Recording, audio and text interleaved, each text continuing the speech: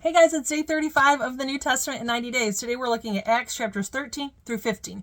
So I have a couple little details that I want to share with you specifically from this chunk of text. But there's one thing that I have noticed. So I'm actually reading ahead. So I'm like a week ahead of where we're at today. One of the things that I've noticed is that starting in Acts 13 and going on for quite a few chapters, there is so much detail shared. So if you can imagine, somebody's telling you a story and they're telling you all of the details of the story and you're like, get to the point. I feel like people say that to me a lot because I like to share all the details. But the reason why I think it's really interesting that so much detail is shared in this book is because it would have been easy to refute. Right? So it says, Paul went here and stayed for a week. He went there and stayed for 3 months. He went here and met this person and preached to that person and went to the home of that person. And it's just detail after detail after detail. And that would have been very easy to refute if he hadn't done those things, right? And then the question I think I would ask in my mind is if they had gone, so the book was written by Luke, if Luke had gone to such lengths to share so many details about the people and the places and the times that were spent, in certain areas, why would they lie about the miracles? Why would they lie about the message? It just seems weird that they would do that.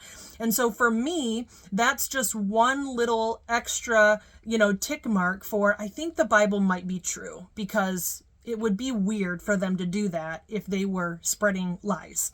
So that's one thing I wanted to share with you. Now, specifically in the section in Acts chapters 13 through 15. So remember yesterday, was it yesterday? Can't remember if it was yesterday or the day before. Anyway, we talked about how Peter was worshipped, but he rejected it, right? He was worshipped as a god, but he was like, no, I'm just a man. And then King Herod was worshipped, and he didn't reject it. He received all that praise, and it ended in death for him. Well, we have another instance here where Paul and his traveling partner Barnabas go into a city. They're preaching the good news and they get worshipped as gods. They're actually trying to sacrifice to them. They think that they're the gods Zeus and Hermes, and so they're trying to sacrifice to them. And Paul says, whoa, why are you doing this? We're merely human beings just like you. We've just come to bring you the good news that you should actually turn from these worthless things that you're doing and turn to the living God who made heaven and earth, the sea, and everything in them. So they're like, no. We are not gods. We're actually here to tell you about the God. And that's kind of their response. So obviously the God reacts to them the way God reacted to Peter, right? So they don't get killed because they respond properly to people's praise, people's worship. They turn it back to God, which is what we should all do even today. But just like the story we shared before about Stephen, if you remember, Stephen preached this beautiful message about Jesus, and he was stoned for that, and he was murdered for speaking the truth. So what ends up happening is Paul and Barnabas, they preach the truth about Jesus, and it says that they stoned Paul.